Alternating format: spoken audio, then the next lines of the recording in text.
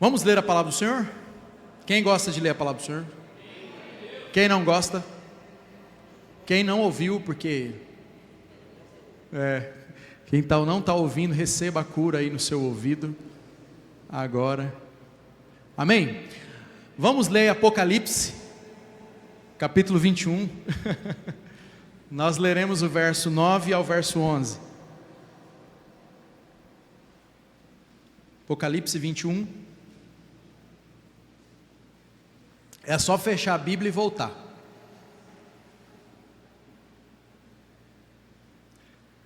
Isso, 21, do verso 9 ao verso 14, perdão. Ao 14. Amém? Então vamos ler a palavra do Senhor. Diz assim: um dos 7 anjos que tinham as 7 taças cheias das últimas 7 pragas aproximou-se e me disse: venha, eu lhe mostrarei a noiva, a esposa do Cordeiro. Ele me levou no espírito a um grande e alto monte e mostrou a cidade santa, Jerusalém, que descia dos céus da parte de Deus. Ela resplandecia com a glória de Deus e o seu brilho era como de uma joia muito preciosa, como jaspe, clara como cristal. Tinha um grande e alto muro com 12 portas e 12 anjos junto às portas. Nas portas estavam escritos os nomes das 12 tribos de Israel. Havia 3 portas ao oriente, 3 ao norte, 3 ao sul e 3 ao ocidente. O muro da cidade tinha 12 fundamentos, e nele estavam os nomes dos 12 apóstolos do Cordeiro. Feche os seus olhos, vamos orar. Senhor, muito obrigado por tua palavra, obrigado porque podemos estudá-la, obrigado porque temos liberdade de culto no Brasil. Nós pedimos, ó Deus, Senhor, continue assim conosco aqui, mas se o Senhor quiser trazer sobre nós um fogo assim mais purificador, o Senhor faça isso, porque nós não estamos apegados a nada, estamos apegados ao Senhor.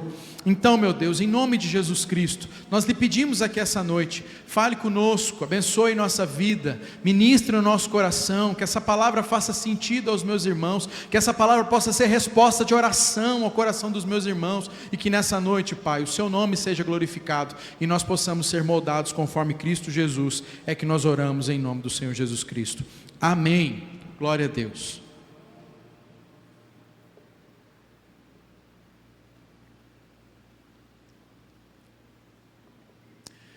Amém. 3 perguntinhas.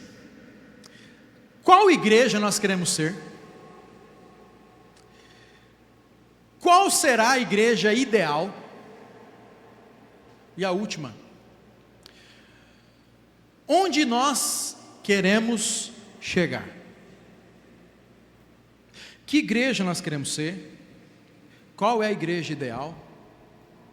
E onde nós queremos chegar? A igreja presbiteriana tem uma história tão linda, presbiteriana renovada.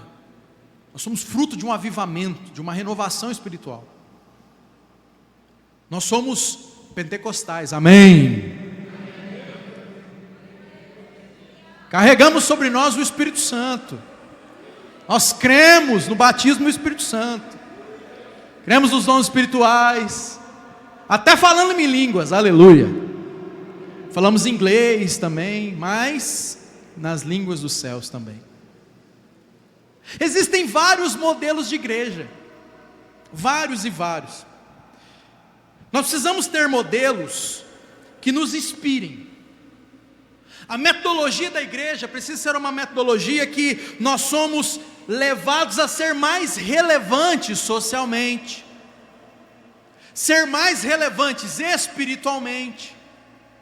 Nós precisamos ser uma igreja que carrega estratégias eficazes para ganhar o mundo para Jesus, almas para Jesus. E esses novos tempos que nós estamos vivendo, precisa também de novas respostas.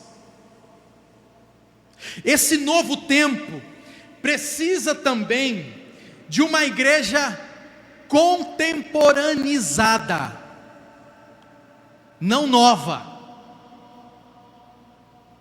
Nós precisamos de uma igreja relevante para esse tempo.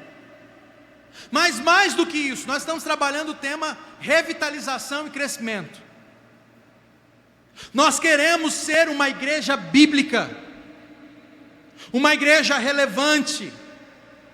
Nós não queremos somente ter um templo, mas queremos dar respostas para esse mundo que está caído. Nós precisamos levar Jesus. Nós somos a porta do céu na terra. Nós somos a igreja de Jesus.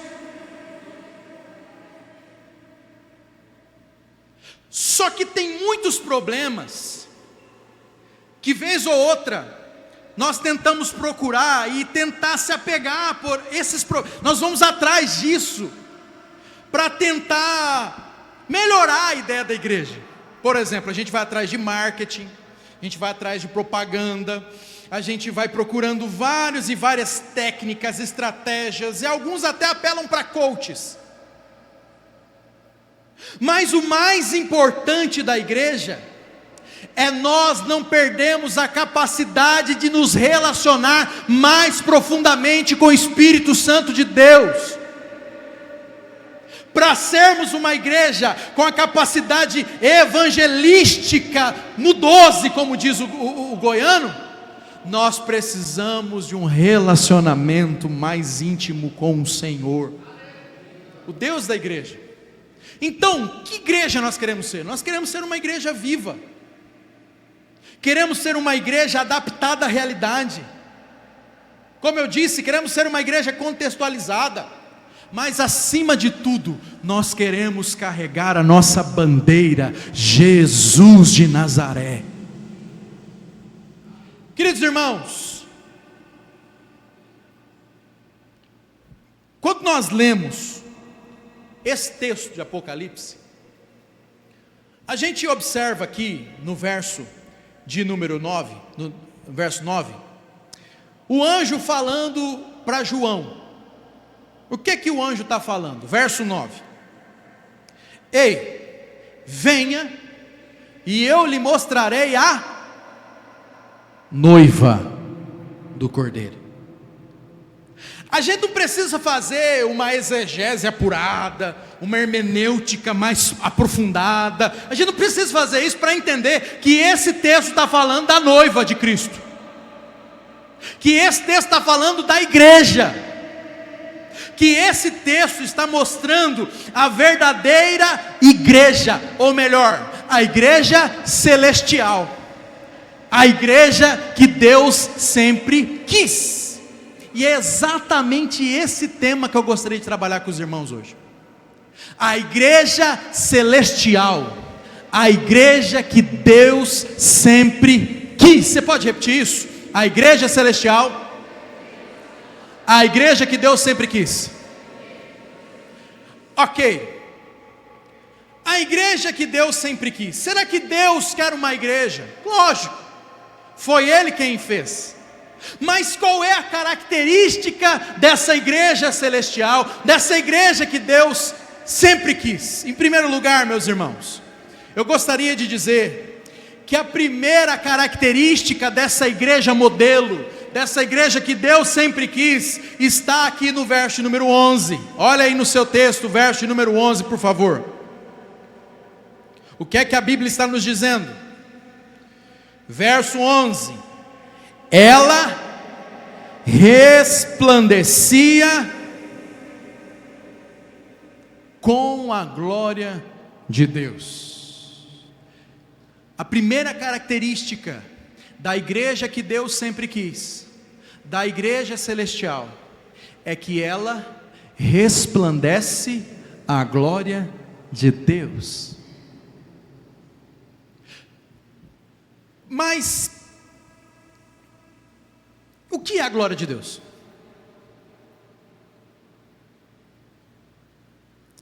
Será que a gente consegue definir a glória de Deus? O que é a glória de Deus, meus irmãos? Queridos, é impossível definir a glória de Deus. A gente não consegue, Porque semanticamente falando, a glória de Deus, ela é mais parecida com a palavra beleza do que com a palavra bola de basquete. A glória de Deus tem mais a ver com a palavra beleza do que a palavra bola de basquete. Porque vamos pensar, bola de basquete, vamos definir uma bola de basquete. Ela tem mais ou menos uns 25 centímetros, redonda. Muitas são feitas de polietileno, policarbonato, sei lá, aquele plástico lá. Outros são feitos de couro. Me ajuda aí, irmão, uma bola de basquete. Vamos pensar na bola de basquete. Ela precisa ser cheia, né? Cheia de ar, e você bate ela no chão, ela quica, né? Ela tem gominho, se segura nela assim, e aí ela precisa ser jogada dentro de um aro de ferro, e aí você joga a bola, e aí você passa a bola de basquete, é mais ou menos isso aí. Eu esqueci alguma coisa. É mais fácil de definir bola de basquete do que beleza. É ou não é? Agora, onde é que eu quero chegar com isso? Defina para mim a palavra beleza.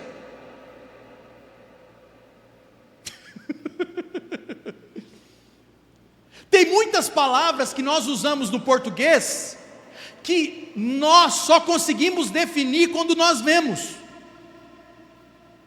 Beleza é uma delas. Quando você vê algo belo, você exclama: isso é bonito, isso é belo, aí tem beleza. Você não consegue definir o que é belo, o que é beleza. Agora pensa comigo, será que a gente consegue definir a palavra glória de Deus, o que é a glória de Deus? Por isso que eu disse que ela é mais parecida com beleza do que com bola de basquete. Agora pense comigo, irmão, vamos tentar definir a glória de Deus, ok? Para isso eu gostaria de pegar uma palavra, lá de Isaías capítulo 6, a palavra é santo, e nós vamos pegar a palavra santo e a palavra glória de Deus, colocar ela lado a lado, e nós vamos comparar as duas, ok? Por que eu estou pegando essa palavra? Porque lá diz assim que quando Isaías viu a glória de Deus, ele viu os anjos dizendo: santo, santo, santo, a terra está cheia da sua. Por isso eu peguei essas duas palavras. Agora vamos analisar, quem é Deus? Deus é santo. Deus está intrinsecamente relacionado à santidade, à santificação. Só Ele é santo, não tem como ser mais nem menos, Ele é todo santo. Ele é todo santo. Agora pense comigo, se Deus é santo e a sua santidade é tamanha que quando Ele se manifesta, o que é que gera essa santidade? A glória de Deus.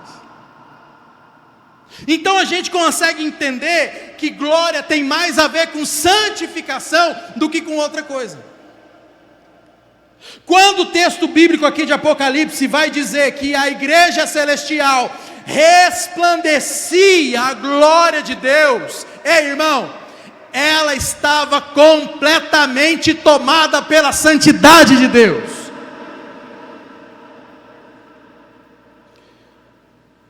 Agora, preste atenção numa coisa. O Salmo 19, verso 1 diz assim: os céus proclamam a glória de Deus. O que significa isso?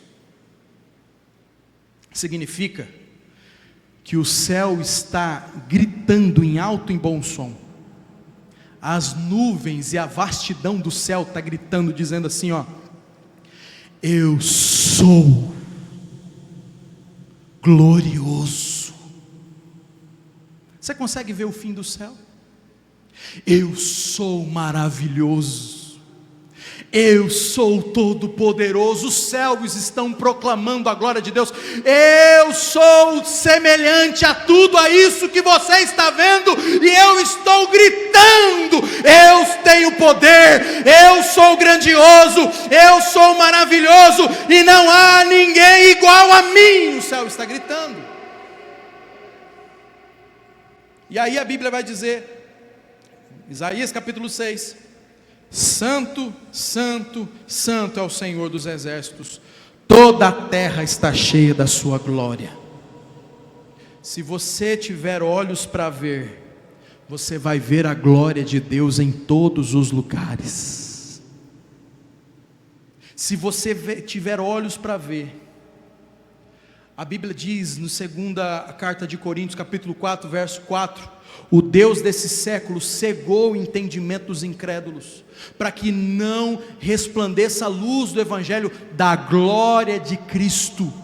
Existe um problema, muitos de nós não conseguimos ver porque nós estamos cegos, não conseguimos ver a glória de Deus porque nós ficamos cegos, mas a Bíblia está dizendo que a terra está cheia da glória de Deus, a santidade de Deus, o poder de Deus se manifesta. Agora, eu pergunto, você consegue ver essa glória? Você ama essa glória? Você sabia que você foi feito para essa glória? Que você foi criado por Deus e lá no fundo do seu coração, a sua alma está gritando: eu quero a glória de Deus sobre mim. Há um vazio no seu coração que só pode ser preenchido pela glória de Deus. E a minha oração hoje aqui, meu irmão, é que as escamas caiam dos seus olhos e você consiga ver a glória de Deus em tudo, que você consiga viver para a glória de Deus. A glória de Deus. Será que você hoje pode dizer isso? Eu fui feito para a glória de Deus, eu existo para ver a glória de Deus, porque tudo aponta para ela, eu vivo para ela, para a santidade de Deus. Só que é o seguinte, a gente definiu a palavra glória de Deus, a gente vive para a glória de Deus, mas o texto do Antigo Testamento diz que a glória de Deus se manifestava em determinado lugar. Era feito um tabernáculo, lembram? Era feito um tabernáculo. E aí a Bíblia vai dizer que a glória de Deus vinha sobre o tabernáculo.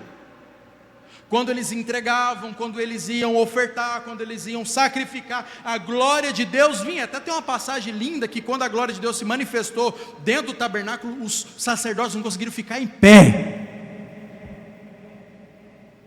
Mas o mais lindo ainda é o relato de Atos capítulo 2, verso 4. O que diz lá? Que em cada alma havia temor. Por quê? Porque a glória de Deus havia sido derramada sobre eles. Irmãos, a palavra aqui é a palavra aue, ou ave, que é essa palavra temor, palavra usada para isso. E a ideia aqui é que eles tinham um espanto com a glória de Deus.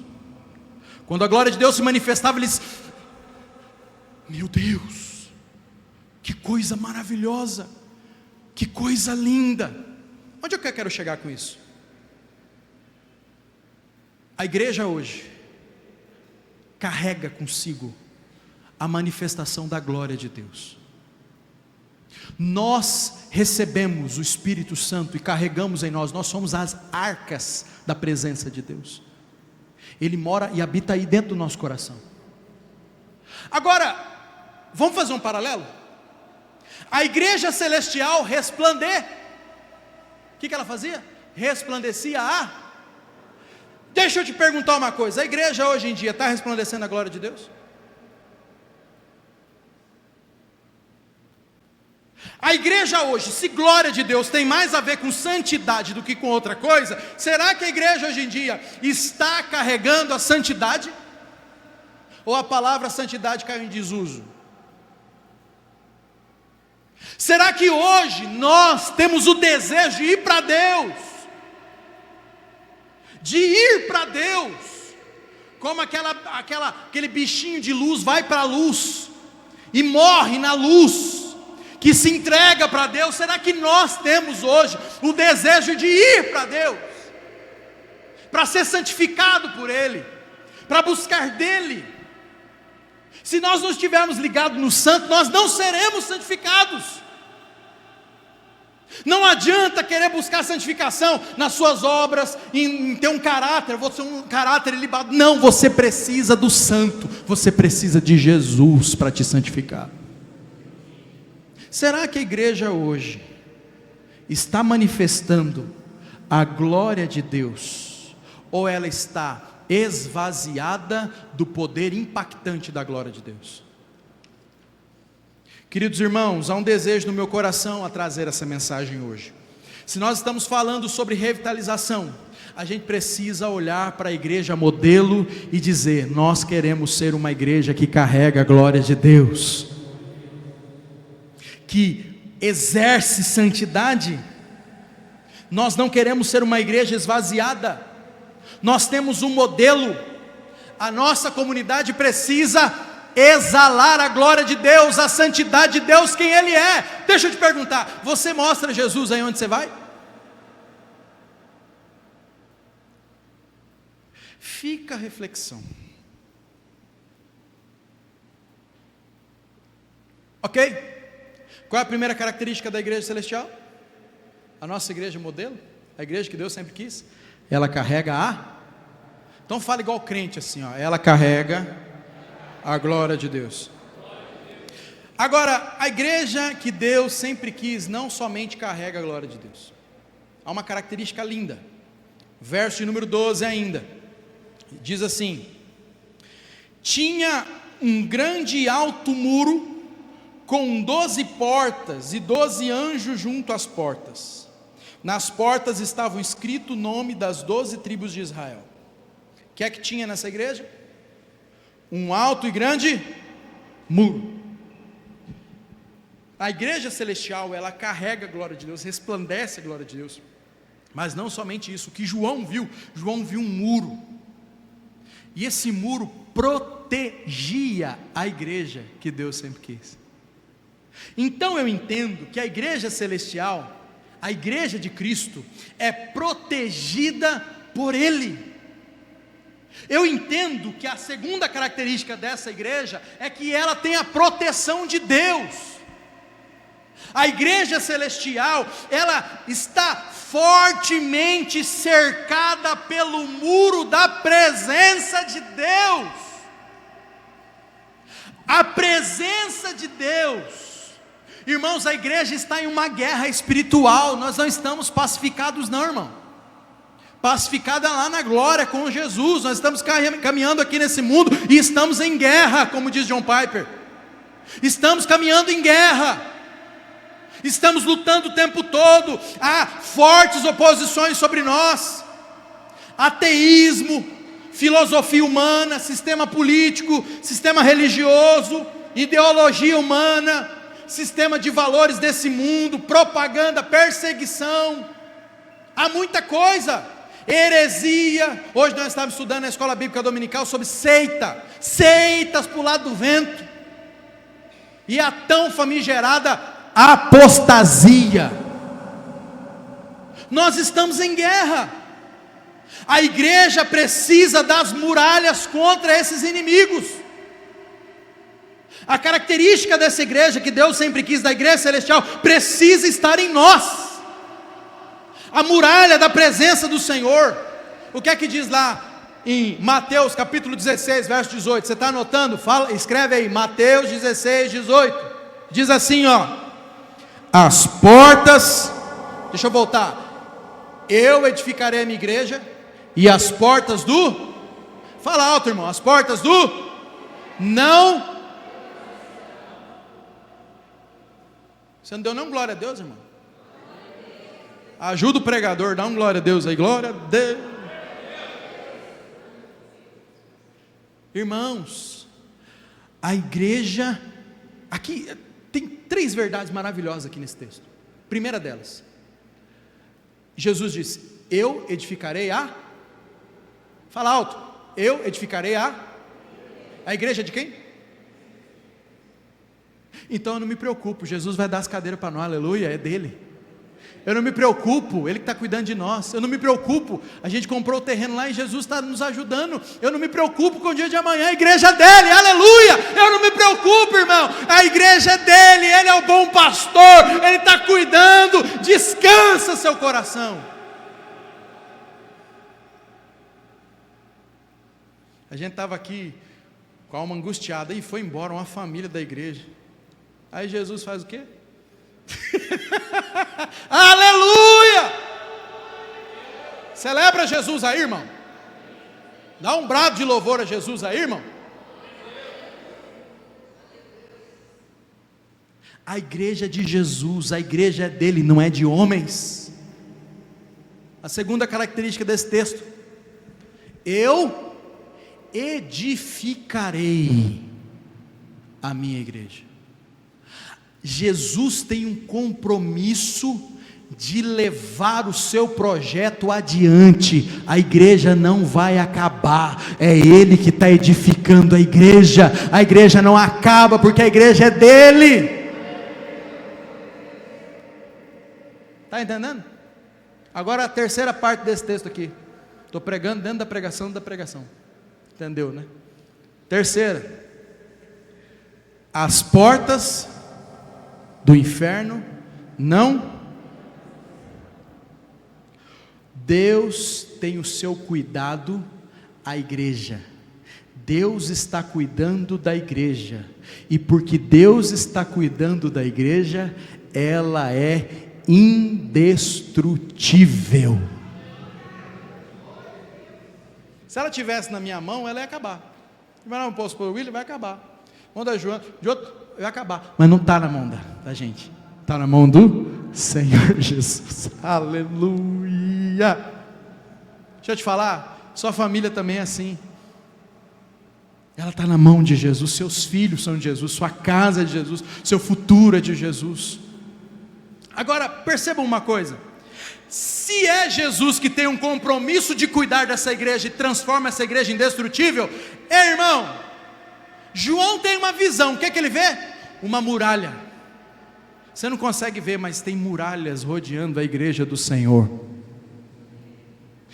A igreja celestial, o nosso padrão, a igreja que Deus sempre quis. Você é protegido pelo Senhor. Aqueles que o Senhor me deu, o inimigo não lhe toca.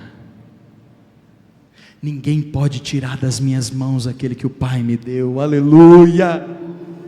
Você está na mão de Jesus, guardado por Jesus, fique tranquilo. O tempo é dele, ele quem manda. Agora perceba uma coisa: existe uma muralha, existe portas, existe anjos, e cada porta tem o nome de um dos apóstolos. Mas perceba uma coisa, verso 13, olha aí, verso 13, olha o verso 13 por favor.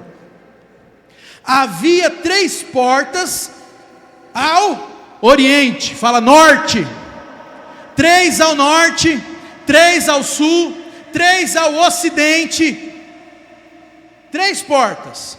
O muro da cidade tinha 12 fundamentos, e neles estavam os nomes dos 12 apóstolos nele. Agora, perceba uma coisa: as portas estavam para todos os lados.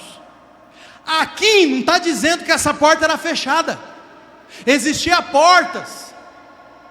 Ao mesmo tempo que ela era protegida, ela não era uma estrutura fechada. Era uma estrutura aberta. Aberta. Portas para todas as direções. Nós aprendemos hoje cedo que uma das características das seitas são que elas se fecham dentro de um gueto, mas a igreja do Senhor não é assim. Ela tem porta para todos os lados, ela tem porta para alcançar todos, em todos os lugares, norte, sul, leste, oeste. Não retenha, os filhos do Senhor virão. Não é uma estrutura fechada. Existem portas abertas e não fechadas. Isso aponta para a natureza missionária da igreja. Isso aponta para a natureza evangelística da igreja. Uma das coisas que nós estamos revitalizando aqui na igreja esse ano é o ministério de missões, o ministério de evangelismo e por consequente missões. Estamos orando pelas famílias, né, pastor Dário? Começamos o projeto de orar. Vamos resgatar o lar para Jesus. Amém? Aqueles irmãos, seus familiares, nem sabem, mas eles já são crentes, você está orando por eles. Eles são de Jesus. Eles vão se converter. Se não quiser se converter, nasceu na família errada. Amém ou não amém? Queridos irmãos, a porta para todos os lados. Essa igreja, ela é completamente protegida, mas ela tem esse lado missional. A gente não pode ser uma igreja em si mesmada. Ai, como eu sou linda, como eu sou maravilhosa. Não. Nós temos que ser assim, fortificados pela palavra, por quem está habitando aqui, por aquilo que nós resplandecemos a glória de Deus, mas nós temos que ter a porta aberta para receber pessoas. Então, irmão, quando você vier para o culto, chega no vizinho, bate na porta dele, vamos para o culto comigo? Traz mais um, traz mais alguém. Quando você tiver uma reunião de oração na sua casa, fala de Jesus, evangeliza, fala do amor de Deus. A igreja precisa, ao mesmo tempo que ela está protegida, ela precisa ter portas abertas para receber pessoas, e aqui dentro o Senhor vai cuidar, o Senhor vai zelar. Amém, queridos irmãos? Então vamos olhar então para o texto. A igreja celestial, em primeiro lugar, ela fala alto, irmão. Em primeiro lugar, a igreja celestial, a igreja que Deus sempre quis, ela o quê? A glória de Deus. Em segundo lugar, a igreja celestial, a igreja que Deus sempre quis, ela está protegida por Deus. Então, querido, você está na mão de Jesus, está protegido pelo Senhor. Acalma o seu coração, vai dar tudo certo, aleluia. Amém? Terceiro e último análise que eu gostaria de fazer hoje, verso 14, a gente acabou de ler, né? O muro da cidade tinha quantos fundamentos? 12 fundamentos, e nele estavam os nomes dos apóstolos do Cordeiro. O que é que a igreja tinha?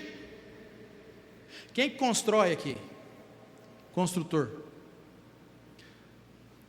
Eu tive uma experiência em Cambé, lá no Paraná. Eu estou igual aquele carteiro do Chaves, sabe? Tangamandápio, lá em Tangamandápio, lá no Paraná, lá em Cambé. Tivemos uma experiência lá em 2016, me ajuda, amor, que você sabe que eu não dou conta de contar essas coisas. Choveu muito no começo daquele ano, 2016, choveu muito, não sei se vocês lembram disso, mas muita chuva, Londrina lagou, e lá é uma planície, e por conta da muita chuva, o terreno, ele cedeu, em alguns lugares lá em Londrina teve até terremoto. Você pode procurar lá, terremoto Londrina 2016, você vai achar. Mas não dá Google agora não, presta atenção aqui em mim. E lá em Cambé, a cidade de Cambé, eles não gostam muito que eu falo, mas eu vou falar, é uma cidade dormitório de Londrina, mas é uma cidade boa, Nova Danzig, maravilhosa cidade. Começou a ceder o terreno, e a igreja lá, onde nós estávamos pastoreando, ficava no fundo do cemitério, terreno de caída. E aí, irmãos, na descida eles fizeram um negócio lá para ficar reto, eu esqueci o nome desse negócio, depois eu falo. Fizeram aquele nivelamento lá, e por conta da chuva, cedeu. O púlpito da igreja, irmão, rachou assim, ó, igual o negócio lá do véu do templo se rasgou de alto a baixo, o templo rachou assim, ó, de um lado para o outro, abriu o púlpito assim, ó, buracão. A parte de trás da igreja desceu tudo, e a gente morava na parte de trás. E aí, queridos, o que nós vamos fazer? Vamos fazer um remendo, vamos amarrar madeira aqui, madeira ali e tal. Aí os meninos falaram assim, vamos tirar as madeiras para ver como é que fica. Na hora que pegou os caibros, soltou os caibros às paredes, buf, buf. Estava segurando, sabe, pelos caibros. Aí dá-lhe de chorar, eu e Joana chorando, agora a igreja caiu, o que nós vamos fazer? Aí teve uns doidos lá, falou assim, pastor, vamos entrar com a Bobcat aqui, vamos derrubar tudo esse negócio aqui, vamos fazer de novo, aleluia! Da Bobcat, os doidos da Bobcat. Queridos irmãos, o fundamento da construção cedeu tudo. As brocas estavam todas rachadas. O terreno era firme, mas as brocas não seguravam as paredes. O fundamento estava errado. E lá vai nós cavar sapata, fazer broca de novo, 6 metros de fundura, e faz sapata de 1,5 metro por 80 de altura. Pensa, só eu trabalhando de servente, aleluia. Você lembra, amor? Deixa eu mentir sozinho não.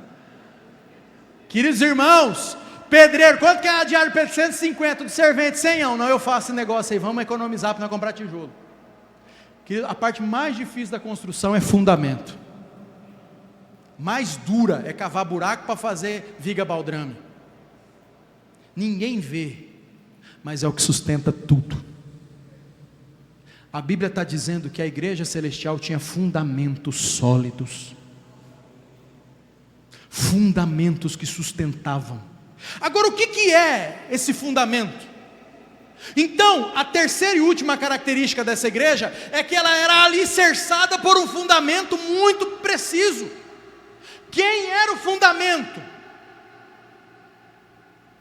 Efésios capítulo 2, verso 20 diz assim: a igreja está fundamentada sobre o fundamento dos apóstolos e profetas, sendo ele mesmo, Cristo Jesus, a pedra angular.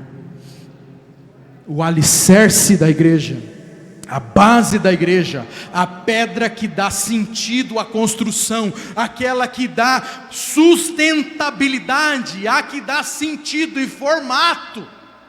Vou falar aqui sobre a pedra angular, em outra oportunidade eu falo, mas entenda isso, a pedra angular que dá sentido. Agora veja o versículo 22, olha aí, rapidão, Apocalipse 21, verso 22, olha o que a Bíblia está dizendo aí: não vi templo algum na cidade, pois o Senhor Deus Todo-Poderoso e o Cordeiro são o seu. A igreja está fundamentada sobre quem? Sobre o Cordeiro. A igreja está fixada sobre o Cordeiro. A mensagem da igreja é a mensagem do Cordeiro. Aí tem uma característica linda da igreja. Sabe o que é a característica da igreja? É que a igreja, ela é apostólica. O que é isso? Não é método de governo de igreja, não é congregacionismo, não é o presbiterianismo, o episcopado, o representativo, não é nada disso. Apóstolo. O que é apóstolo? Aquele que recebe uma mensagem e envia a mensagem. A Bíblia, quando diz isso, ela diz o seguinte, eu achei lindo isso aqui, quando você lê primeira carta de Coríntios, capítulo 15, verso 3, Paulo, a instituir a ceia, ele vai dizer o seguinte: eu vos entreguei antes aquilo tudo que eu recebi. Na noite que o Senhor foi traído, ele tomou o pão, deu graça.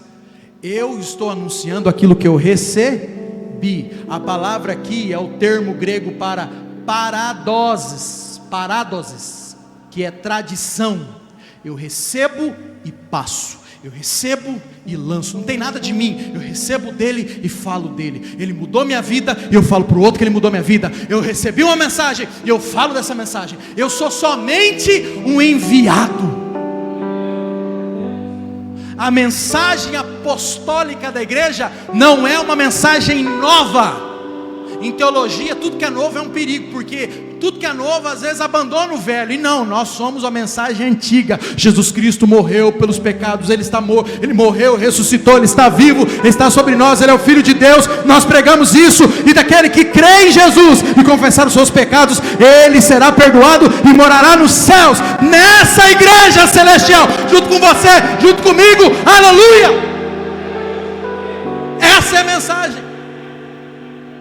E essa mensagem é uma mensagem firme, é uma mensagem alicerçada na verdade. A igreja precisa ter um alicerce seguro. E aí hoje no estudo, veio muito a calhar, eu estava com o sermão pronto, já falei assim, é isso aqui que eu vou pregar, e ok. Aí hoje à tarde, a gente estava tendo a aula hoje aqui, aí, por que as seitas se proliferam? Lembra, pastor, que o Jabner falou isso aqui cedo? Por que tem tanta seita? Por que a seita prolifera? A seita prolifera por duas razões. Primeira delas, a igreja não aprofunda o seu conhecimento. E segundo, o povo não quer estudar a palavra de Deus. Aí eu te pergunto uma coisa: qual é a única reunião de estudo bíblico da igreja? Tá fraco. Você recebeu a agenda aí?